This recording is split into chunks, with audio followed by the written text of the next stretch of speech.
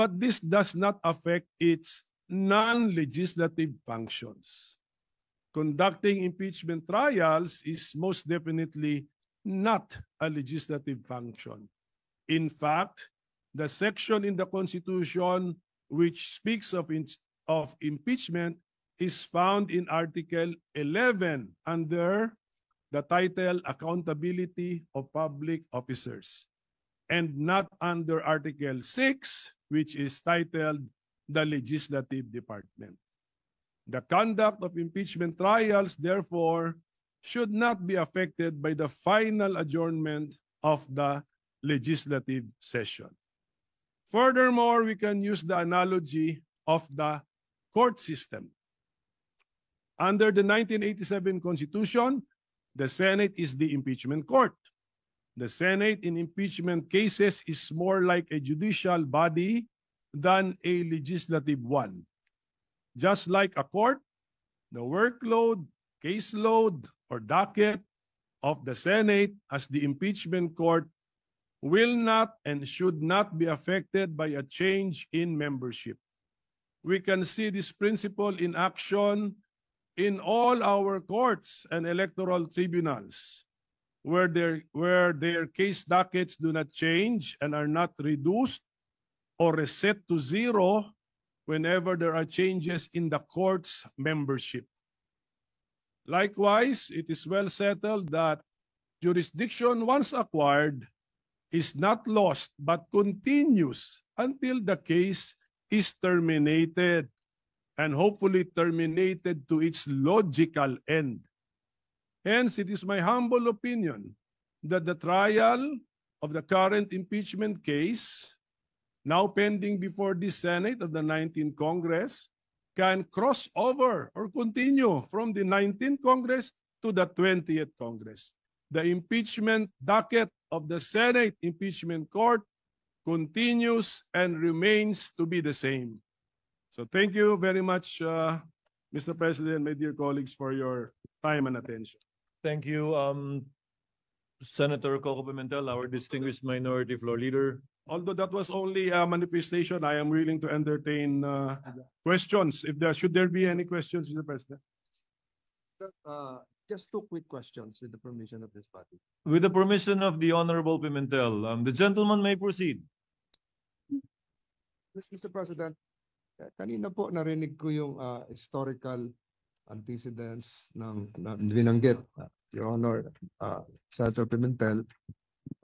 Would the good gentleman agree that the reason why the position of constitutionalists, textualists for that matter, on this issue is that the Constitution is silent as to the word carry over, crossover, continue. Meron po ba nakalagay sa Constitution, sa Saligang Batas ng Pilipinas, 1935, 1973, 1987 na carry over? Mr. President, I will respond directly to the question. Wala pong nakasulat doon that it shall carry over, pero binanggit ko sa aking manifestation, wala talaga rin nakasulat doon that it cannot cross over. So in effect, let us say textually, both positions are not even mentioned or entertained in the Constitution. Mr. President, sangayon po kaya ang ating ginagalang na minority leader na kaya dahil walang carry over notion ay dahil malaki po ang pagkakaiba.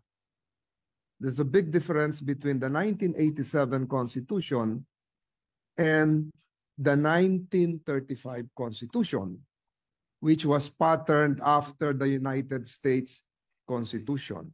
And I would like to have this placed on the records, Mr. President. Sa US Constitution, 100 po ang senador at nag-i-eleksyon po every 2 years ng 33 senators. Ang naiiwan pong senador sa Estados Unidos pag nag-ieleksyon ay 67. Because 67 plus 33 is 100. 67 is sufficient to comply with the provision of the US Constitution to convict in an impeachment case. Dahil 2/3 po yun ay 66. May sobra pang isa. Sa atin pong saligang batas noong 1935, kung inyo pong susuriin, ang atin pong senador na bumubuo rin ng impeachment court ay 24. Subalit, Mr. President, in the 1935 Constitution, ang eleksyon po natin ay 8, 8, 8. Tuwing mag-i-eleksyon ng senador, ang i-elect na senador kasama sa mga kongresista ay 8 senador lamang. Ang may iwan po ay 16. And 16 is 2/3.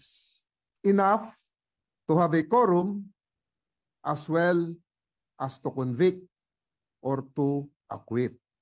In our present constitutional scheme, 1987 Constitution, we also have 24 senators, but we conduct elections every 3 years for 12 senators. Meaning to say, Mr. President, yung may iwang kalahati na 12 is not sufficient to constitute a quorum, dahil 12, dapat 13, much more convict. Because to convict, you need 16 senators, Mr. President. Is it now the proposition of the good minority leader that the constitutional spirit as enshrined in the 1935 Constitution, the same as the spirit prevailing, although it is not as admitted by the good minority leader, textually enshrined, the same as the 1935? Ibig sabihin po ba yung 12 ay may quorum? Yung 12 ay may pwedeng maging 2/3 to allow your notion that we can carry over at yung mga yung sikat ngayong salita maitawid. Tama po ba yon, Mr. President? Ako, Mr. President, yung 2/3 kasi is actually that was probably just the decision of the framers of the Constitution. They could have made it 1+1. They could have made it 3/4. So it's maybe by accident that 2/3 is equal to 8 plus 8 is 16 is 2/3, so 24. But I do not think that was really the point, Mr. President. But at any rate, we have to live with the 1987 Constitution. So we look at the 1987 Constitution. And looking at the 1987 Constitution, the Senate is the impeachment court, not because it is the Senate created under Article 6, because it was recognized to be the court under Article 11. The framers could have chosen another body to be the court. That is theoretically possible. But it chose the Senate, not as a legislative body, but as a part of Congress, but not as a legislative body. So, yun po yung aking pagkaintindi. We have to live with the 1987 Constitution. We copied generally the idea siguro sa United States, but let's not be so beholden to their practices and rulings kasi iba na rin po, iba talaga ang sitwasyon natin. And I think textually speaking, my position is supported that although we keep on saying Senate, but this is not Senate as the other half of Congress, but this is the Senate chosen under Article 11 to be the impeachment court. So iba po ito. And then may paragraph 8 doon, sinabi, Congress shall also issue the rules to give life to the accountability of public officers. So, and we have done that. So, kaya ang aking stand actually is the Senate as an institution is the impeachment court. So the member judges can change, but just like as a division of the Supreme Court, division of the Sandigan Bayan and the CA, if they change their members, yung docket nila or caseload nila tuloy pa rin. They have to decide the cases and bring the cases to their logical conclusion. So that is my simplified position, Mr. President. So one last question, Mr. President, if the good gentleman would accede. Ang ibig sabihin po nito, Mr. President, is that the Senate now, under the 19th Congress, is empowered, is authorized to confer a jurisdiction to another Senate, which would be forthcoming, the Senate of the 20th Congress. So allowed po ba tayo under the Constitution to transfer pending business, or should it follow likewise, using your logic, the traditional norm of having it refiled and reset starting from zero? Similar to the bills. Yes, yun na nga. So, ang ibig ko sabihin, Mr. President, what would prevent the 19th Congress from passing on the impeachment case, not just to the 20th Congress, but to the 21st Congress? And I implore the good minority leader that all the provisions mentioned a while ago, which are correct, should likewise be read together with the constitutional provision that there should be only one impeachment case filed per year against the same respondent, Mr. President. Alam nyo ba, Mr. President, na yung rule na yung legislative workload natin ay magre-reset pag may bagong kongreso? Alam nyo ba na wala sa Constitution yun? Nasa rules natin yun. Ang rules natin, promulgated natin because of the power given to us by the Constitution. But the Constitution does not specify that. Actually, we could have written na yung pumasa na ng third reading, itrato natin na third reading na rin. We could do that, but we did not do it. So policy lang po yun na reset natin as far as legislative workload is concerned. Pagdating naman sa impeachment judicial workload of the Senate as an impeachment court, I propose, or I give the interpretation that the caseload remains.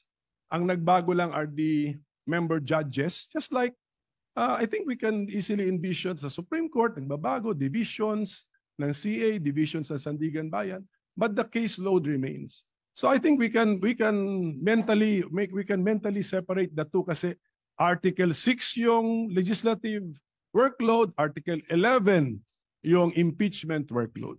So that would be my response, Mr. President. But Mr. President, would not that prevent the other part of the two-step process?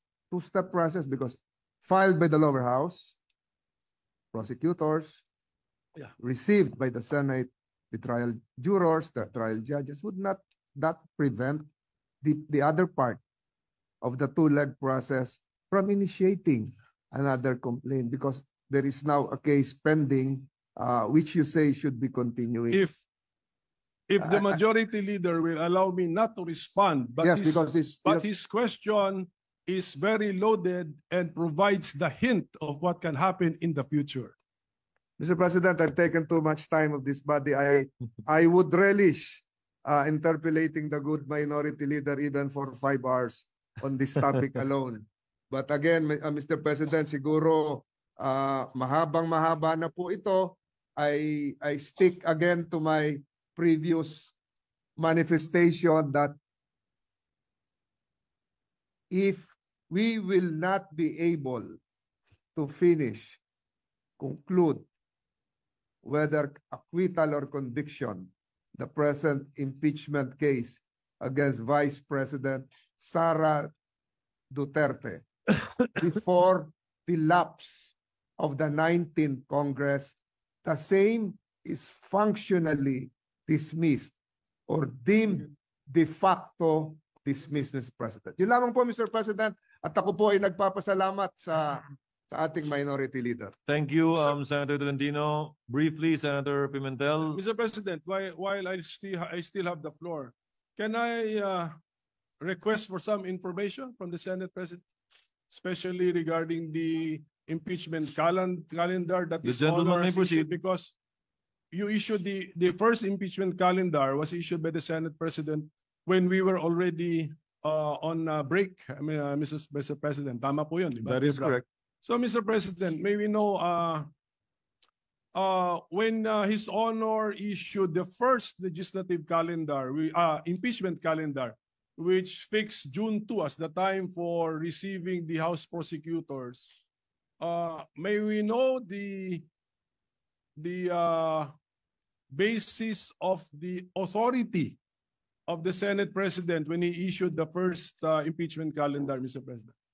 Article 1 of the impeachment rules, which says that the Senate President can set the date for the presentation of the articles of impeachment. Mention was made specifically of the Senate President.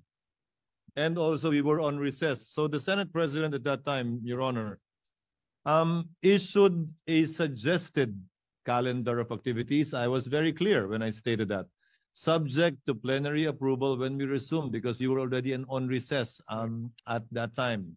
The second notice sent by this representation was made also while we were on recess. And I also stated that it was subject to plenary approval and or reversal, as the case may be, given the load that we need to take up after the LEDAC meeting. So, yes, Mr. President, I noticed that no one from the majority was complaining about the original or initial impeachment calendar issued by the Senate President. So we were all looking forward to the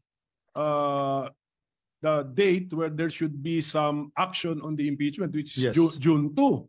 Supposedly, So, yes. Yes, supposed to be. Kaninang 4 o'clock yung the prosecutors from the House of Representatives should have appeared before us to read the articles of impeachment. But then this was changed. So from June 2, changed by the Senate President also, now June 11. it's June 11 at 4 p.m. So if the authority used to issue the original calendar was based on the fact that we were on break, now that we are not on break, could not have the Senate President waited for 3 p.m. and then we discussed moving the June 2 4 p.m. to June 11 4 p.m.?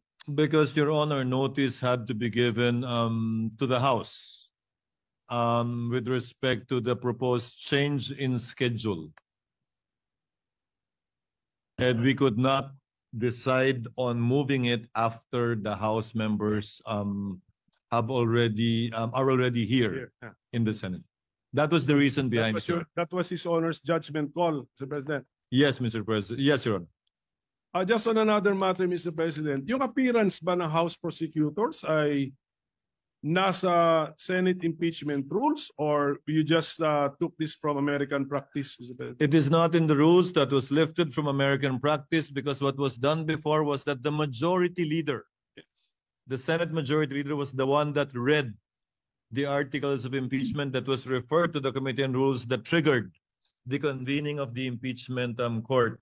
When we researched on it, we thought it was more proper, given that we should have no part in it, in the impeachment trial, in the prosecution of the impeachment case, that the prosecutors should themselves read the articles of impeachment, as is the practice in the United States, where we lifted most of our impeachment rules.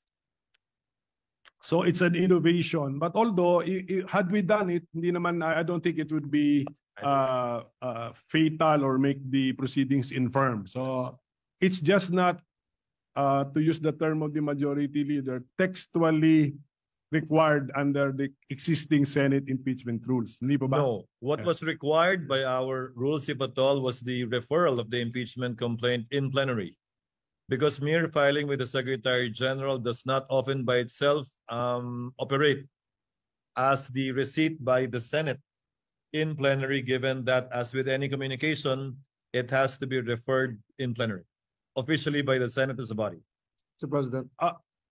Sige, Mr. President. Mr. President, with the permission. Senator Tolentino is recognized. What is your pleasure, sir? Would the loaded question of the good minority leader, if decoded, would mean that should the presentment be made before the Senate sitting as a plenary, or should the presentment be made before the Senate constituted as an impeachment court? Baka yun po yung tanong nyo.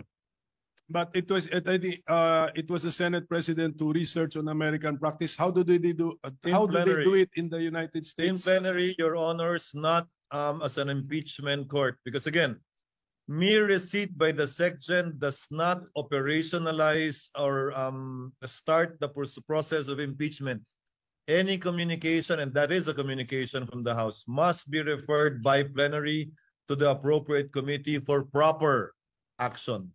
That in turn will now trigger, if at all, the convening of the impeachment court, where the regular processes would now be followed, such as the issuance of summons, etc., etc. May we know the rule, Mr. President, that it I'm should sorry? be? May we know what the specific rule is? That in the rules, or is that by practice or costumbre? Tingnan niyo, ano rule? Under Rule 3, Paragraph 2, upon presentation of the articles to the Senate shall specify the date and time for the consideration of the articles. Yes, but So the articles need to be presented to the Senate. yes, but so your Honor is reading our Senate impeachment rules. Yes. Correct. So when we use the Senate in the Senate impeachment rules, we're talking about, we could be talking about the Senate as the impeachment court. Because We it's the have- Senate. And by virtue of the procedure in Articles 1 to 3, we have not yet convened the court, Your Honor. For example, succeeding rules in our impeachment rules, 4 onwards, would pertain to the Senate already as an impeachment court, because that is already the trial proper, beginning with the issuance of summons. Mr. President, the second sentence already contradicts His Honor, because it says, second sentence of that second paragraph of Rule 3, unless the Senate provides otherwise, it shall continue in session from day to day. Session na yan as court. Kasi until final judgment eh. Yun na yun eh. So, the use of, when we use Senate in the Senate impeachment rules, we refer to the Senate as the court. Mr. President, According to the Secretariat, Your Honor, the dividing line is when we take our oath as senator judges and convene as such. Because we will be wearing 2 hats, Your Honor. As senators, performing our legislative and legislative function, and as members of the impeachment court, performing our sui generis function.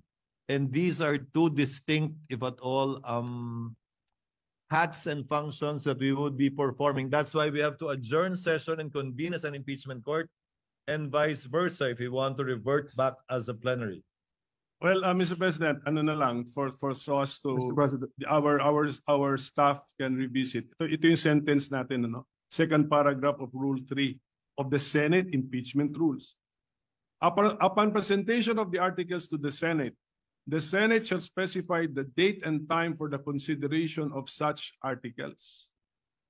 Unless the Senate provides otherwise, it shall continue in session from day to day until final judgment shall be rendered, and so much longer as may in its judgment be necessary. So, are we using the word Senate in one paragraph in 2 concepts?